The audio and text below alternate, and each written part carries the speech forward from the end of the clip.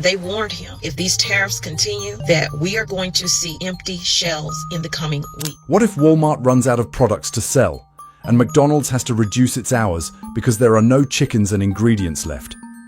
Things that seemed like they could only exist in dreams are now at risk of becoming a reality before our eyes. In many supermarkets, the fully stocked shelves are gradually being replaced by empty shelves. And if they are lucky, it is at a price that many Americans have to consider. And you know what? If one day the food supply chain in America breaks down, it won't just be the people who suffer from poverty, but even the giant corporations, those names once considered invincible in the market, are also at risk of collapsing. In today's video, we will explore 10 American companies that could completely collapse if a food crisis becomes a reality. And the important question is, when these corporations fall, who will be dragged down with them? We have compiled data and various stories from reputable sources to share with you. We do not attack any individuals or organizations, and we encourage you to learn more so that we can discuss positively together. Stay until the end of the video, because you might be surprised by the number one company, and it directly impacts every meal, every refrigerator in your own kitchen. For millions of Americans, Walmart is not just a shopping place. It's a place they go to every weekend to try to balance their spending, a place where retirees can buy a few essentials on a limited pension. But now, look at the shelves here. So this is the part of the store where things like eggs, juice, dairy, and yogurt are sold, but take a look. None of it to be found. And I've never seen it so empty like that in a Walmart since it's been here. Many shelves are gradually emptying without being restocked. Many mothers cannot find the milk boxes their children usually use, and there are no more bags of rice that your family usually eats. And if they do, the prices are so high that we have to weigh the choice between buying food or filling up the gas tank. We wonder, is this Walmart the symbol of a just enough America? Just enough to eat, just enough to be cheap, just enough hope that we used to know? Walmart is currently operating over 4,600 stores across the United States with discounted items, serving millions of families, especially those with middle and low incomes who live in rural areas. But what few people notice is that to achieve those low prices, Walmart operates based on a global supply chain system, especially cheap food from China, India, and South America. That helps save costs, but it also means that just a slight external impact, like a natural disaster, a disruption in transportation, or increased tariffs, can leave the shelves empty overnight. And if you've ever stood in front of an empty Walmart shelf during the pandemic, you surely understand that feeling of helplessness. If America faces a food crisis, Walmart would probably be one of the first places to be affected. But the issue is not just with this brand, but also for ordinary Americans like us. A family living on minimum wage will have to spend hundreds of dollars more each month just to eat as usual. An elderly retiree living in a rural area might have to drive 30 to 40 miles to find an alternative store, and even then, there's no guarantee they will be able to buy what they need. I don't know which state you live in, but I believe you have stepped into a Walmart store near your home with the reassurance that with just a few dozen dollars, you can still bring home enough to cook a warm dinner for your family. But what would happen if all those familiar things disappeared? What if one day you come and there's nothing left to choose from? Maybe it's time for us to support local products, restore community agriculture, and implement policies that support domestic supply chains before it's too late. Walmart used to be a symbol of wealthy, efficient, and convenient America. But in a fragile economy and a supply chain as vulnerable as it is now, can it continue to stand firm?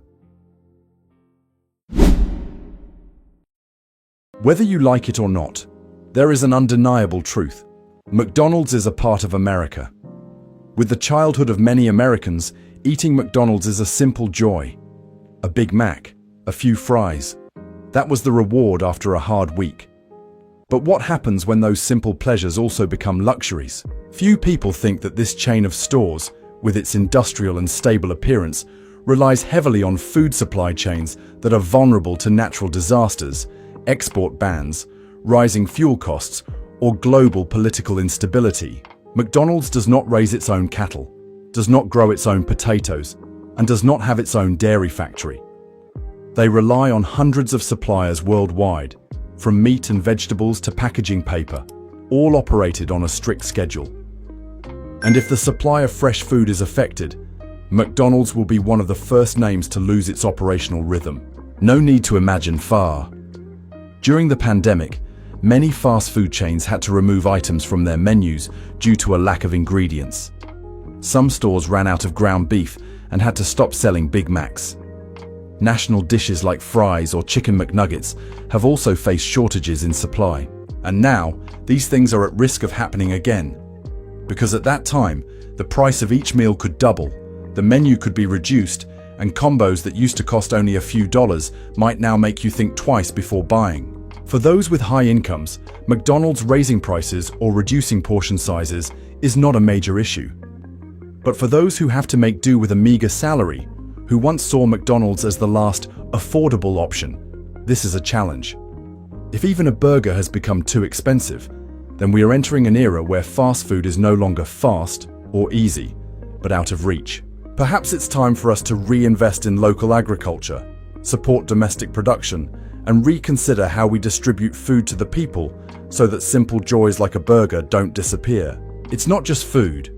McDonald's is a part of convenience, of stability, something that Americans have come to take for granted. And when that disappears, we truly feel a sense of deprivation. It's not the lack of food, but the lack of a normal peace in a life that used to be very normal.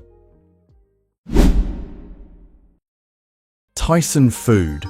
You might think this is a strange company, but if you've ever eaten chicken, sausages, beef, or frozen fish balls, it's very likely those are Tyson products. This is one of the largest producers of poultry, beef, and pork in the United States. With hundreds of processing plants spread across states like Arkansas, Iowa, Texas. Tyson not only feeds consumers, but also creates jobs for over 140,000 American workers.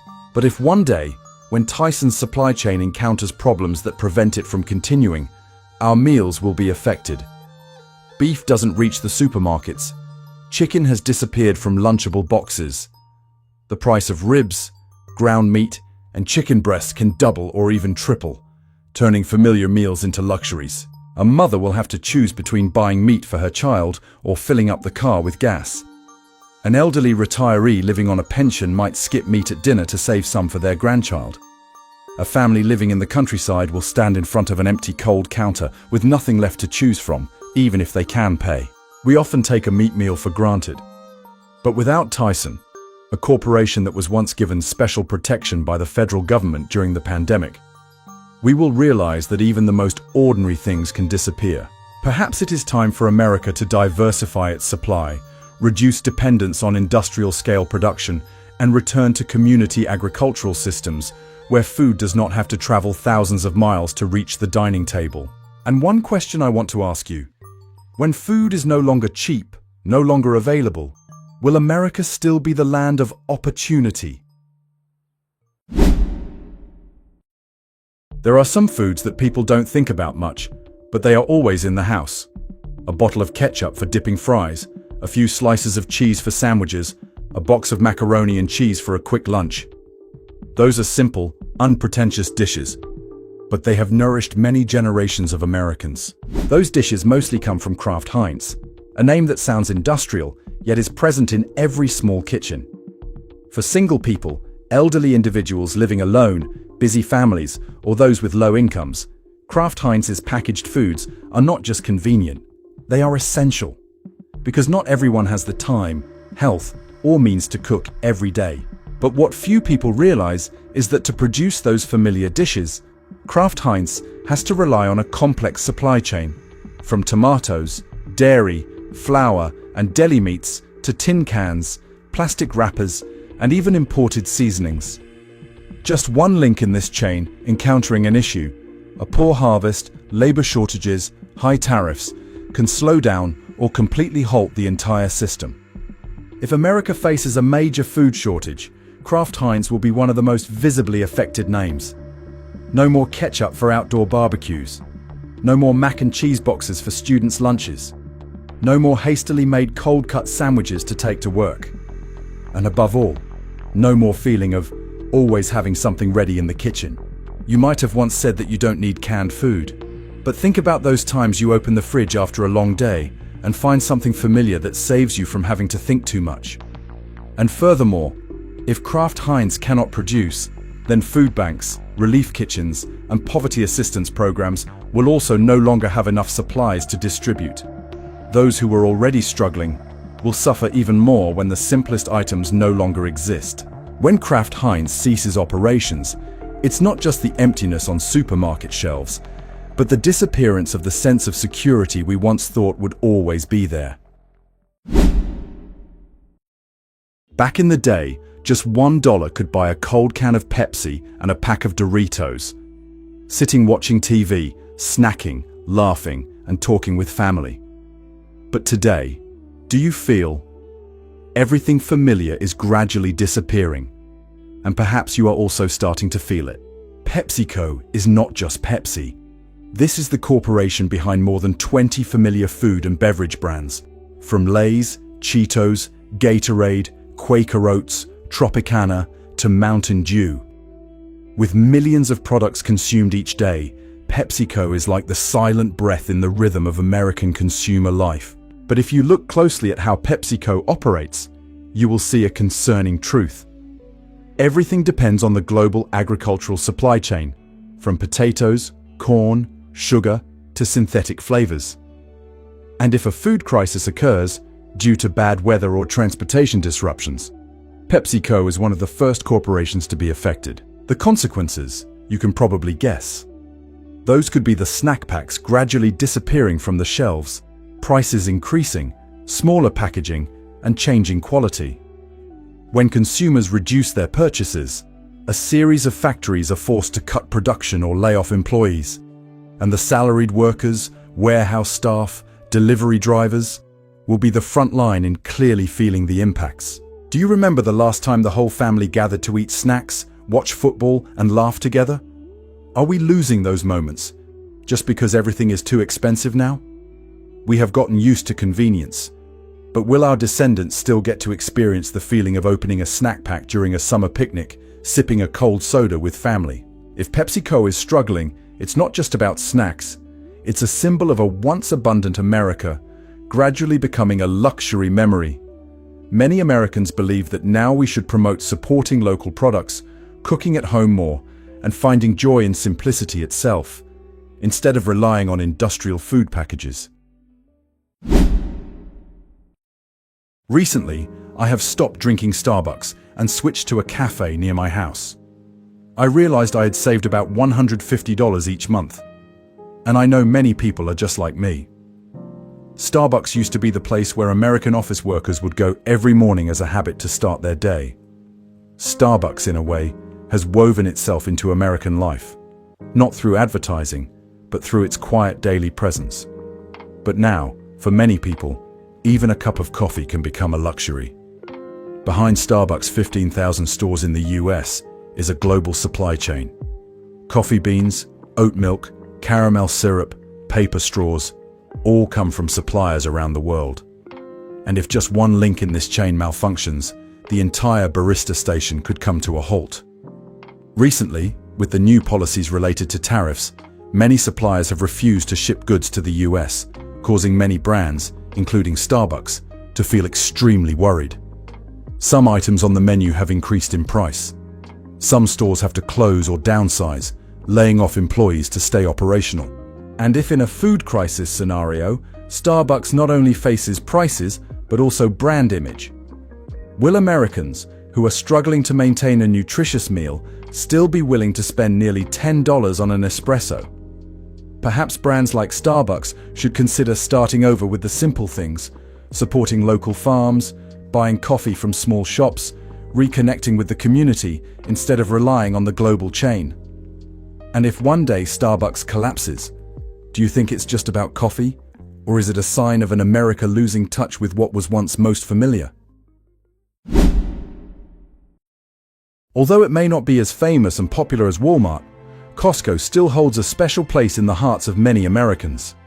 At Costco, $100 can buy meat, eggs, milk, canned goods, toilet paper, all in bulk and at prices that many smaller supermarkets cannot compete with. That's why so many Americans, from large families, retired couples, to those struggling to balance their budgets, see Costco as a quiet pillar of support. But what few people realize is that behind its always full appearance, Costco is very vulnerable if the supply chain is disrupted or if there is a widespread food shortage in the United States. Costco operates on a model of wholesale buying, quick turnover, low inventory, and is heavily reliant on large-scale international and domestic transportation. They import large batches of frozen food, fruits, seafood, and canned goods from abroad, then distribute them on a very tight schedule to hundreds of warehouses nationwide. If any link in that system encounters an obstacle or a strong tariff policy, the Costco shelves could be empty within just a few days. Risk: no more large bags of rice to stockpile. No more 60 egg trays at a low price. No more canned beef, 30-roll toilet paper. The things that used to be a lifesaver for large families, or those who wanted to buy once and use for a whole month. And then what do they have to do? Go home empty-handed? Or stop by smaller stores, where prices are 1.5 to double, if there are still items to buy? For those who live frugally, Costco is not just a shopping place, but a place that helps them feel they still have control over their lives. When Costco loses its ability to supply food as before, people will not only lose a shopping location, but also the sense of security that has been associated with this brand. The poor, those who once believed that Costco was the people's warehouse, will have to step back from those gates, knowing that next time they return, perhaps they won't have enough money.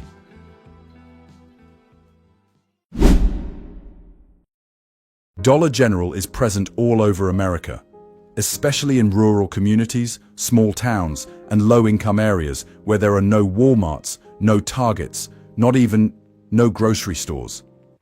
With over 19,000 stores, Dollar General is a lifeline for millions of Americans who cannot travel far or spend much. But now, it's still the same brand, still the same store, yet when you step inside, you only see empty shelves and rising prices, and the feeling of, "at least I still have this place," is gradually disappearing. A series of reports show that the shelves in many Dollar General stores are becoming increasingly empty, not because people are buying too quickly, but due to supply chain disruptions, rising shipping costs, and a shortage of cheap goods. When manufacturers prioritize supplying larger chains, places like Dollar General are pushed to the back, leading to supply shortages. And so, people can no longer find rice, milk, and familiar canned foods for $1 to $2. They are forced to go further, spend more, or accept a diet lacking in nutrition and missing meals. That's also when we start to see many older Americans, single individuals, and single mothers facing countless challenges. If Dollar General collapses, it is not just a company shutting down. That is a closing door of hope for millions of low-income Americans who have been living on the edge of the economy. Now, perhaps the government should view Dollar General as an essential part of food security and support the supply chain for food desert areas, where every can of soup, every loaf of bread, is a beacon of hope. Have you or your loved ones ever had to rely on Dollar General to make ends meet? Have you ever found yourself in a situation where you had to choose between a carton of milk and gas for your car? Let us know. There was a time when going to Target was a joy, not just for shopping, but to find a sense of peace and fulfillment. But now, what about it? Have you noticed that the shelves that used to be full are now sparse? Everything seems to be changing. With over 1,900 stores nationwide, this is where millions of American families, especially the middle class and stable workers, trust to buy food, household goods, and daily necessities. However, in the context of a potential food crisis due to rising tariffs, Target is among the most vulnerable. In fact, Target does not have its own food supply chain like Walmart. They heavily rely on intermediary suppliers and external manufacturers. When supply tightens, priority will be given to systems with greater purchasing power or those that have signed long-term contracts. Target, with its mixed retail model, is at risk of being pushed to the back, and the consequences are, as you can see.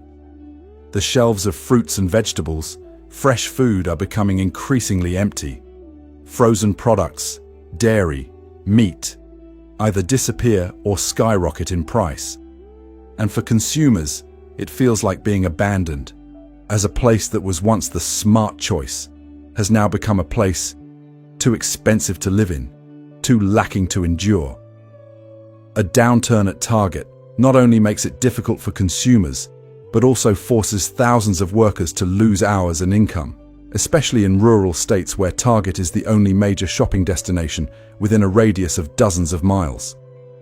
Perhaps it's time for Target to restructure its supply chain, invest in partnerships with local farmers, and ensure that essential items are always prioritized.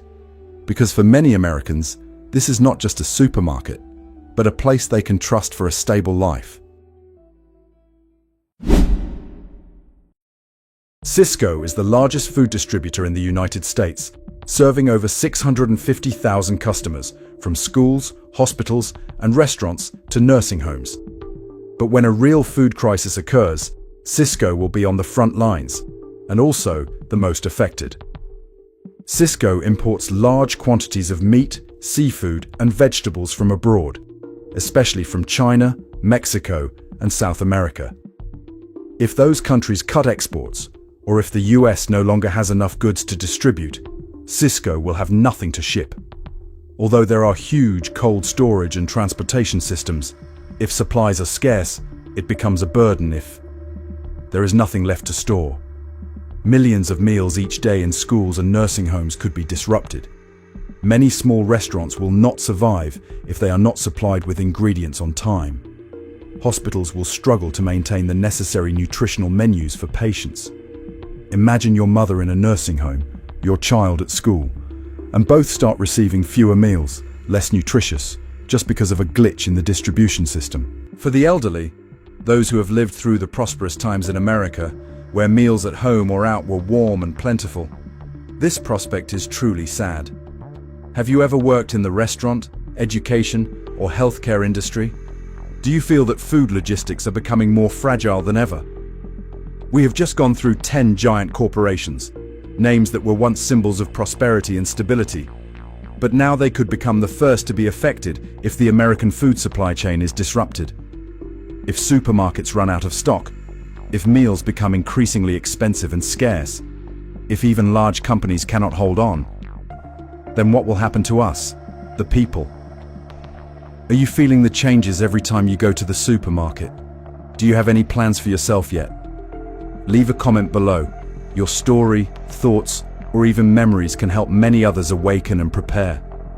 Don't forget to hit the subscribe button and turn on the notification bell so you won't miss the next in-depth analysis. All content in this video is intended for analysis, reflection, and community discussion, and does not aim to attack any specific individual, organization, or company. The arguments are constructed from public data, social observations, and personal opinions in accordance with the platform's policies. Thank you for watching. See you in the next video.